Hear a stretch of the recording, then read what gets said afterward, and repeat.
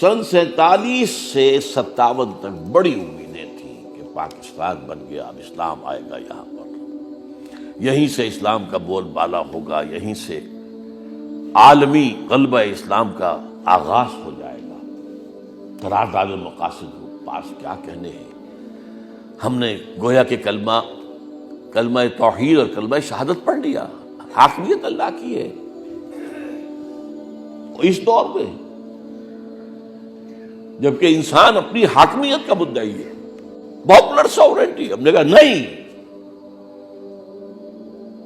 یہ بہت بڑی بات ہے۔ پھر کچھ اونچ نیچ کے بعد کچھ دستور بھی اسلامی 1956 میں بن گیا۔ اس کے بعد انتخاب ہونے والے تھے 57 میں۔ اس موقع پر یہودی اور ان کا اعلی کار امریکہ درمیان میں آیا۔ ایوب خان کو دعوت دی گئی کمانڈر ان چیف کی حیثیت سے، اسے کھلایا پلایا ہوگا، پیمپرنگ کی ہوگی جو بھی کی، اور وہ وہاں سے کیا میسج لے کر آیا؟ آتے ہی دستوریہ ختم، دستور ختم، انتخابات ختم۔ 10 سال کی محنت زیرو ہو گئی۔ قرارداد مقاصد، دستوریہ۔ لہذا اس کے بعد 58 سے 71 تک بڑی مایوسی کا دور رہا ہے۔ وہ جو پہلا دور تھا نا، اس میں تو میں نے کبھی آپ کو سنایا ہے نعیم صدیقی صاحب کا ایک شعر، جتنی امیدیں اس وقت لگ گئی تھی ہمیں، میں تو اس دور میں بھی ایک کارکن تھا۔ بول شہر نظام اسلامی کیا تیرے سقف و بام کہتے ہیں، تیرے در پر کھڑے تیرے والی آج تجھے کو سلام کہتے ہیں۔ شہر نظام اسلامی ہے، اس کے دروازے پر ہم پہنچ چکے ہیں۔ بول شہر نظام اسلامی کیا تیرے سقف و بام کہتے ہیں، تیرے در پر کھڑے تیرے والی، اب ہم ہی ہیں جو یہاں پر نظام قائم کرائیں، آج تجھ کو سلام کہتے ہیں۔ لیکن یہ 58 سے لے کر 71 تک کا دور مایوسی کا غلبہ تھا۔ وہی نعیم صدیقی کہتا ہے اس دور میں، اے آندھیو سنبھل کے چلو اس دیار میں، امید کے چراغ جلائے ہوئے ہیں ہم، ان چراغوں کو بجھا نہ دو۔ اور آپ کو معلوم ہے کہ اس کے بعد اسی زمانے میں کوثر نیازی اس جماعت اسلامی میں تھے، اور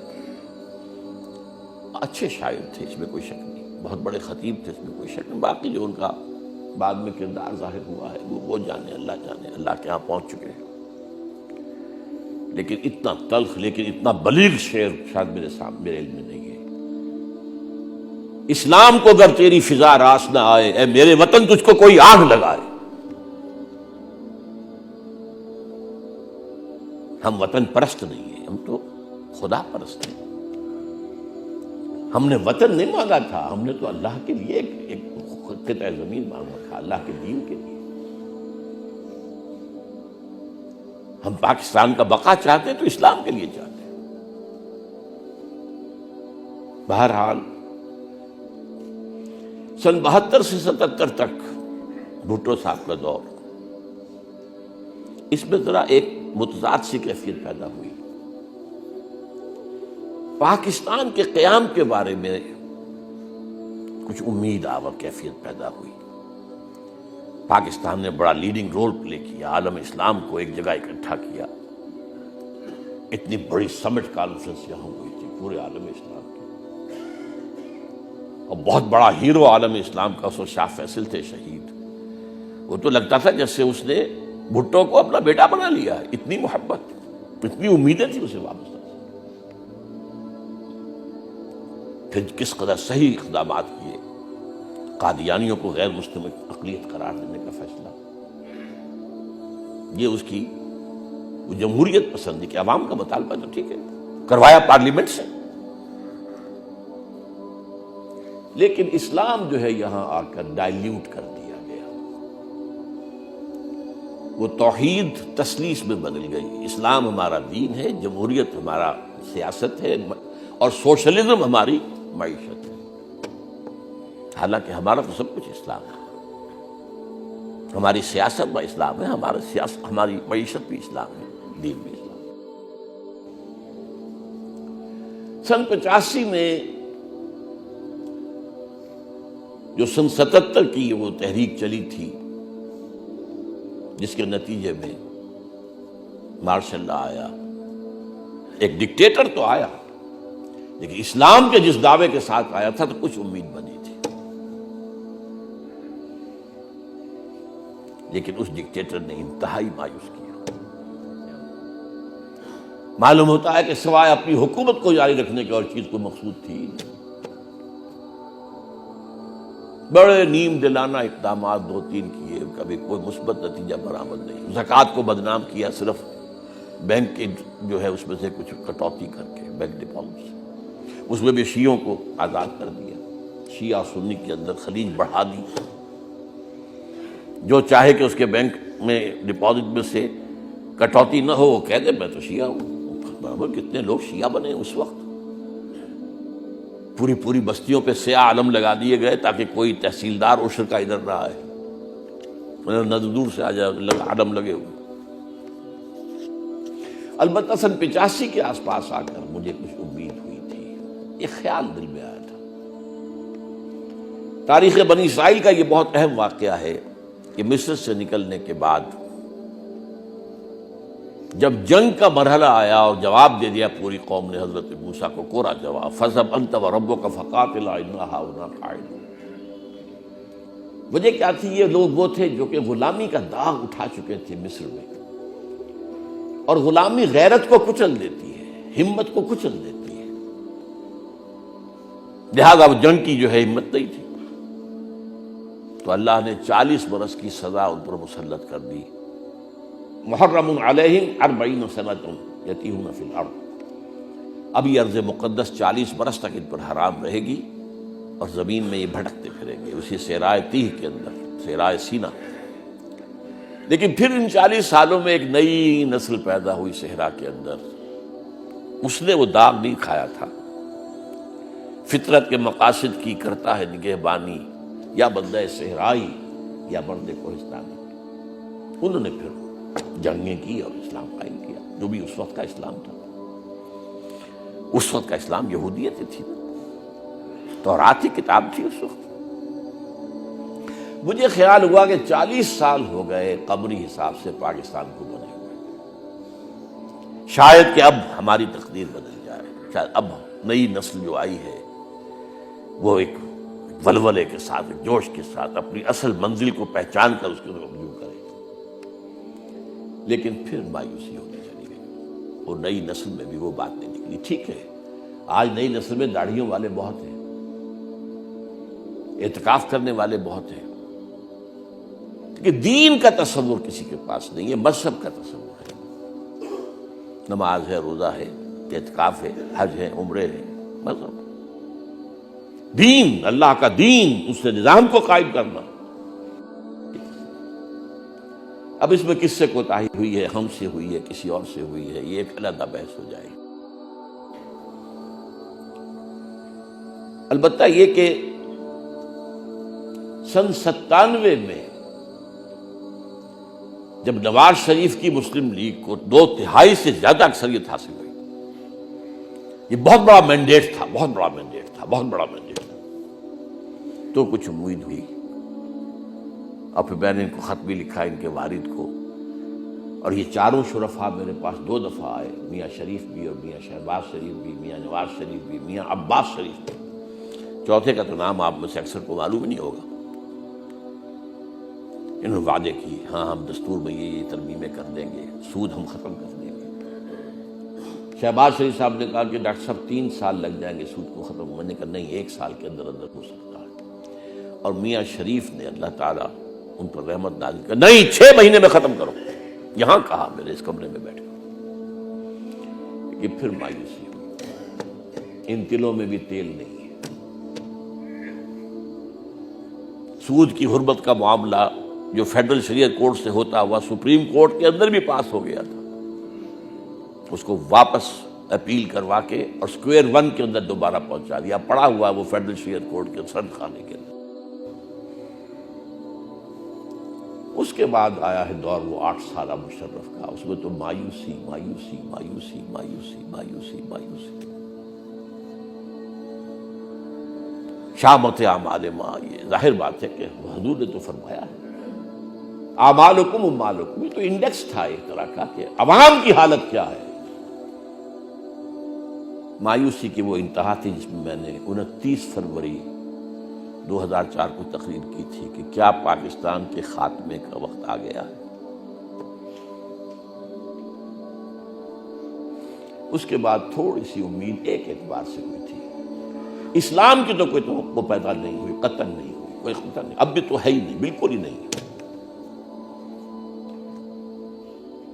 البتہ یہ کہ شاید ملک کے اندر کچھ حالات کی بہتری، اس کے بقا کا معاملہ، جب چیف جسٹس افتخار محمد چودھری کھڑا ہو گیا ہے ہمت کے ساتھ، پاکستان میں جتنے عامر آئے ہیں ان میں عامر اعظم تھا یہ مشرف، اس کے سامنے کھڑے ہو جانا آسان کام نہیں تھا، اور ملٹری کی ٹاپ براس کے سامنے کھڑے ہو جانا، اور پھر وہ کلا کی تیری جس طرح چلی ہے، تو اندازہ ہوا کہ ہے قوم میں جان، شاید عدلیہ کے راستے سے اللہ اس ملک کے اندر اصلاح پیدا کر دے۔ اب اس کا بھی معاملہ جو آپ کو معلوم ہے، اب تو داخلی اور خارجی دونوں اعتبارات سے حالات انتہائی ناگفتگو ہیں، انتہائی ناگفتگو ہیں، انتہائی ناگفتگو۔ البتہ بہرحال مایوس تو نہیں ہونا چاہیے آخری وقت تک، لا تیأسوا من روح اللہ، اللہ کی رحمت سے مایوس نہیں ہونا چاہیے، بین الخوف والرجاء۔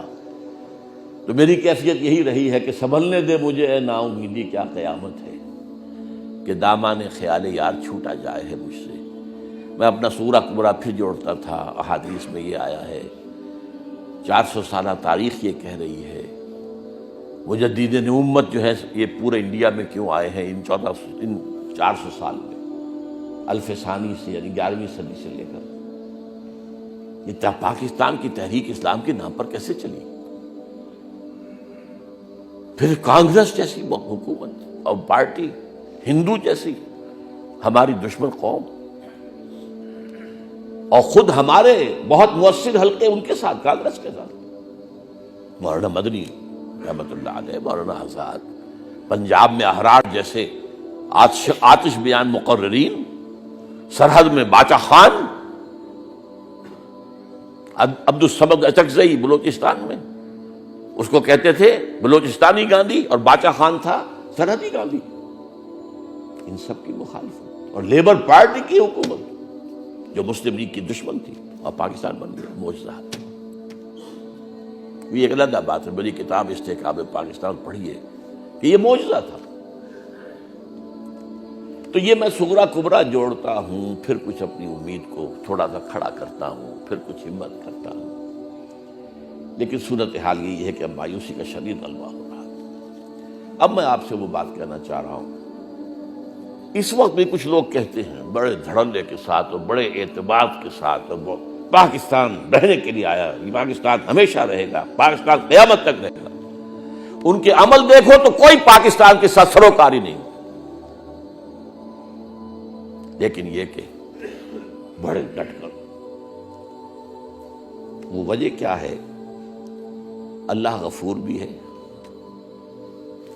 اللہ رحیم بھی ہے، اللہ تواب بھی ہے، اللہ ستار بھی ہے، اللہ رؤوف بھی ہے، اللہ ودود بھی ہے، لیکن شدید العقاب بھی ہے، سزا دینے میں نہایت سخت، شدید الانتقام بھی ہے، شدید ترین انتقام لینے والا۔ اس اعتبار سے میں نے آج کی جو آیات سنائی تھی آپ کو، وہ کیا ہے؟ سورۃ الانفطار کا مرکزی مضمون یہ ہے کہ انسان دھوکہ کھا جاتا، اللہ کی شان رحیمی پر، شان غفاری پر دھوکہ کھا جاتا۔ اب غفور ہے، بڑا رحیم ہے، غفور ہے، رحیم، لہذا کیے جاؤ جو کر رہے، کھائے پیو جاؤ جو حرام کھا رہے ہو پی رہے ہو، کیے جاؤ، کوئی وہ غفار ہے، وہ غفور ہے، وہ رحیم ہے، وہ ودود ہے، وہ رؤوف ہے۔ یہ ہے اللہ کی شان غفاری پر دھوکہ کھا جانا۔ یا ایھا الانسان ما غرک بربک الکریم، تجھے کس چیز نے دھوکہ دے دیا ہے اپنے رب کریم پر؟ رب کریم پر دھوکہ۔ رب تو بخشنے والا ہے، رب تو معاف کرنے والا ہے، غفور ہے، رحیم ہے، ستار ہے، ودود ہے۔ بل کلا بل تکذبون بالدین، تم جزا و سزا کا انکار کر رہے ہو، اللہ کی غفاری پر دھوکہ کھا کر جزا و سزا کا انکار کر رہے ہو۔ اللہ، اگر اللہ بس غفار ہی غفار ہے تو جہنم کائے کے لیے؟ اگر ستار ہی ستار ہے تو جہنم کائے کے لیے؟ 12 مرتبہ قرآن میں آیا شدید العقاب۔ آج میں یہ جلالی رنگ آپ کو دکھانا چاہتا ہوں۔ ایک اور لفظ قرآن میں آتا ہے انتقام، انا من المجرمین منتقمون، ہم ان مجرموں سے انتقام لے کر رہیں گے۔ یہ بھی اللہ کی شان ہے۔ پھر آیا ہے آل فرعون کے بارے میں، فلما آسفونا انتقمنا منہم فاغرقناہم اجمعین، جب انہوں نے ہمیں غصہ دلا دیا، انکار پر انکار، انکار پر انکار، 9 انہیں نشانیاں دکھائی گئیں، 9 انہیں جو ہے معجزے دکھائے گئے۔ وَلَقَدْ آتَيْنَا مُوسَىٰ 9 آیات بینات، تو انکار ہی کرتے رہے۔ فلما آسفونا، جب انہوں نے ہمیں غضب کو دعوت دے دی، انتقمنا منہم، ہم نے ان سے انتقام لیا اور سب کو غرق کر دیا۔ یہ بھی شان، جیسا کہ میں نے عرض کیا، اللہ کی شان ہے۔ ایک اور جگہ آتا ہے سورہ دخان میں، یوم نبطش البطشۃ الکبریٰ انا منتقمون، ہم وہ دن جس دن کے ہم پکڑیں گے زبردست پکڑ، ان بطش ربک لشدید، جب تمہارے رب کی پکڑ آتی ہے تو بہت سخت ہوتی ہے۔ یہ ہیں وہ کیفیات جن سے مجھے خوف آتا ہے۔ اللہ نے ہماری دعائیں قبول کی تھی۔ لیلۃ القدر میں قرآن نازل ہوا تھا، اسی میں یہ پاکستان نازل ہوا، اور کیسے کیسے مرحلوں سے وہ بچاتا آیا، بار بار بچاتا آیا۔ سن 65 کی جنگ یاد کیجئے، لاہور کا بالکل کھلا پڑا ہوا تھا، بارڈر پہ یہاں کوئی تھا ہی نہیں۔ انڈین فورسز کو یہ خیال ہوا میں گھیرے میں لے رہے ہیں، شاید یہ ہے ہی کوئی یہاں پر، کیا ہے؟ چھٹک کر کھڑے ہو گئے، چند گھنٹے مل گئے پاکستان آدمی کو کہ اپنی فورسز کو لے، اور اتنی یقینی تھی ان کو اپنی فتح کہ B B C television نے دکھا دیا کہ لاہور فتح ہو گیا، بھارت نے فتح کر دیا۔ وہ کچھ اومنی بسیں جو کہیں سرحد کے پاس تھیں ان کے فوٹو لے کر، کیونکہ وہ ڈبل ڈیکر بسیں ہوتی تھی صرف پاکستان میں، انڈیا میں تھی نہیں، تو دکھایا یہ لاہور تو فوراً لاہور گر گیا۔ کتنی یقینی بات تھی، طے کیا ہوا تھا ان کے ملٹری آفیسرز نے۔ یہ جو کلب ہے باغ جناح میں، یہاں جا کر شام کو شراب پیے گا، یہ تھا ان کا یقین۔ اللہ نے بچایا۔ سن 71 میں اللہ نے عذاب کا کوڑا لگایا ہمیں، لیکن پھر بھی اس پاکستان کو فردر لیز آف ایگزسٹنس دے دی، ورنہ 6 دن سے زیادہ کا مار نہیں تھا پاکستان اس وقت۔ راجستھان میں ہمارا ڈیفنس ٹوٹ چکا تھا، سیالکوٹ سیکٹر میں ہم ٹوٹ چکے تھے، ایئر فورس ہماری بالکل ڈیفنکٹ ہو گئی تھی۔ کیوں؟ کہ بھارت کو ایسے ہیلی کاپٹر دے دیے گئے تھے جن پر کہ وہ ریڈار لگے ہوئے ہیں کہ ذرا سا بھی ہمارا کوئی جہاز ہلے انہیں فوراً معلوم ہو جائے۔ کہاں 65 میں ایئر فورس کا رول، کہاں 71 میں، زیرو۔ ہمارے جہاز کو آ کر وہ کیماڑی پہ مار گئے تھے۔ یہ تو اللہ نے پھر کیا ہے، نکسن کے دل میں کچھ ڈالا، اس نے فون کیا کوسے جن نے فون کیا اندرا گاندھی کو، اندرا گاندھی نے یونیلیٹرل سیز فائر کیا، بچایا ہے، مہلت دی ہے۔ یہ مہلتیں، لیکن ما غرک بربک الکریم، اس پر دھوکہ نہیں کھانا چاہیے۔ اللہ تعالیٰ مہلت دیتا ہے، ڈھیل دیتا ہے، لیکن پھر پکڑ جب آتی ہے تو وہ بھی ایک دم آتی ہے۔ ان بطش ربک لشدید انہ هو یبدئ ویعید۔ ایک بات پر میرا یقین ہے، اب یقین ہے، اسلام یہاں نہیں آئے گا تو پاکستان نہیں رہے گا، اس کا کوئی جواز نہیں ہے۔ وائی پاکستان ایک آرٹیفیشل تقسیم تھی جو ہوئی ہے، جغرافیہ کے حساب سے وہ کوئی نیچرل تقسیم نہیں ہے۔ ہمارے دریا سارے ان کے ہاتھ میں ہیں اور وہ ٹائٹ کر رہے ہیں، اسکرو کرتے جا رہے ہیں۔ ہمارے اندر وہ دم تو نہیں، ہم کشمیر کے لیے الٹیمیٹم نہیں دے سکے، ہینڈز آف کشمیر کہہ سکے ہم۔ وہ کمانڈو داخل کر دیے 1965 میں، اور ایوب خان کو یقین دلا دیا تھا بھٹو صاحب نے کہ انٹرنیشنل باؤنڈری کے اوپر امریکہ کی طرف سے اسے یہ ضمانت مل گئی تھی، انٹرنیشنل باؤنڈری پر حملہ آور نہیں ہوگا بھارت۔ وہ ہو گیا، لاہور پہ سیدھا حملہ کیا اس نے۔ تو اس میں صورت یہ بھی ہو سکتی ہے، یہ سورہ انبیاء کی 2 آیات کا حوالہ دے رہا ہوں، ان ادری اقریب ام بعید ما توعدون۔ اے نبی کہہ دیجئے کہ مجھے یہ معلوم نہیں ہے کہ جس بات کی تمہیں دھمکی دی جا رہی ہے، جس کا وعدہ کیا وہ قریب آ گئی ہے یا دور ہے۔ ٹائم ٹیبل میں کوئی نہیں دے سکتا، اگر حضور نہیں دے سکتے تو میں کس کھیت کی مولی ہوں، لیکن یہ یقینی ہے اسلام یہاں نہیں آیا تو یہ ملک نہیں رہے گا، اسے رہنے کا حق نہیں، نو جسٹیفیکیشن whatsoever۔ بھارت میں آج بھی لگ بھگ 30 کروڑ مسلمان ہیں، وہ تو سینسس کے اندر دکھاتے نہیں صحیح فگرز۔ بہرحال لیکن اس کے بعد دوسری آیت اسی صورت کے اندر اختتام پہ ہے، وَإِنْ أَدْرِي لَعَلَّهُ فِتْنَةٌ لَكُمْ وَمَتَاعٌ إِلَىٰ حِينٍ۔ میں کہہ نہیں سکتا، ہو سکتا ہے اللہ تعالیٰ نے تمہیں یہ ایک آزمائش تو یہ نازل کر دی ہو، لیکن تمہیں ابھی اور وقت کی مہلت دینا چاہتا ہوں۔ اس وقت کی جو صورت ہے،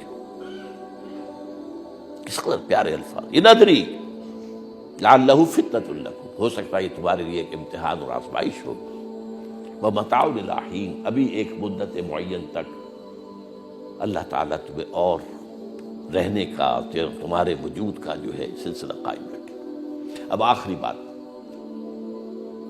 ان حالات میں ہم اللہ سے دعا کریں، لیکن وہ دعا توبہ کے ساتھ ہوگی، اس سے پہلے دعا کا کوئی مطلب نہیں۔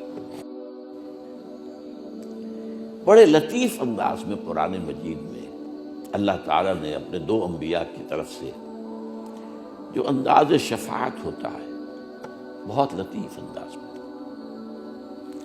حضرت ابراہیم کے قول آیا ہے سورہ ابراہیم میں، فمن تبعنی فإنہ منی، اے اللہ جو میرا اتباع کرے گا وہ تو مجھ میں سے ہے ہی ہے، مطلب اس کے لیے تو تیری بخشش ہے ہی ہے، ومن عصانی فإنک غفور رحیم،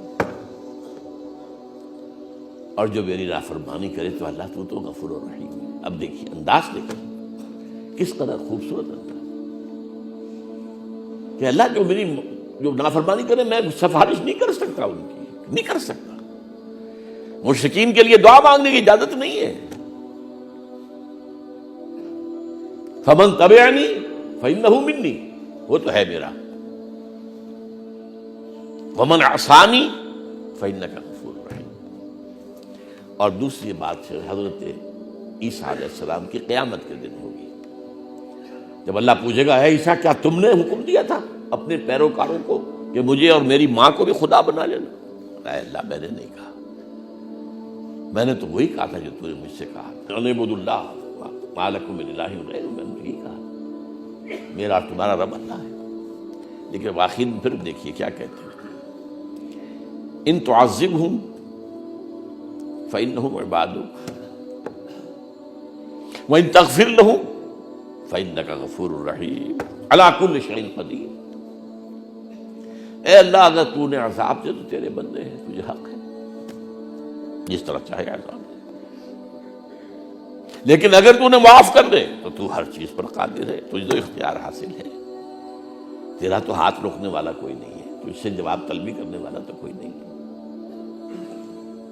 ان دو آیتوں کے حوالے سے پاکستان کے مستقبل کے لیے دعا، لیکن اس دعا سے پہلے جو میں نے پچھلی مرتبہ کچھ عرض کیا تھا وہ توبہ، جس کے اندر یہ بھی شرط لازم ہے کہ اخلاق حسنہ ان سے اپنے کو مزین کریں، اخلاق رذیلہ سے پاک کریں، شریعت کی پابندی کریں، اور تن من دھن اس ملک میں اسلام قائم کرنے کے لیے وقف کریں۔